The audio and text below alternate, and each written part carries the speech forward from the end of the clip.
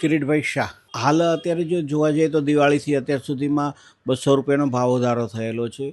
ભાવ વધારા પાછળનું કારણ એવું છે કે જે દિવાળી પહેલાં જે માવઠા થયેલા અને જે મગફળીમાં બગાડ થયેલો હતો તે એનું અલક્ષીને જે પાક પાણી હતા તો એમાં ખાસો એવો ઘટાડો થયેલો છે અને નુકસાની હોવાને કારણે અત્યારે આ ભાવ વધારો આવેલો છે. દિવાળી પહેલાં છે તો એ 2450થી 2500 રૂપિયાના ભાવ હતા. અત્યારે 2600થી 2700 રૂપિયાના ભાવ ચાલી રહ્યા છે. આગામી દિવસોમાં જોવા જઈએ તો ખાનાર વર્ગની અત્યારે બારમાસી સિઝન છે તો એ બારમાસી સિઝનને હિસાબે ગૃહિણીની ખરીદી રહેશે અને લોકોને આ વર્ષે સારી મગફળીનું તેલ ગોતવું થોડું મુશ્કેલ રહ્યું છે. તો સારી બ્રાન્ડેડ કંપનીઓનું તેલ લઈ અને લોકો ચોક્કસપણે લેશે.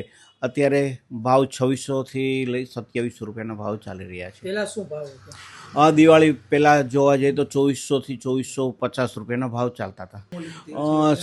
સાઈડ તેલો છે તો એમાં બહુ મોટી વધઘટ નથી.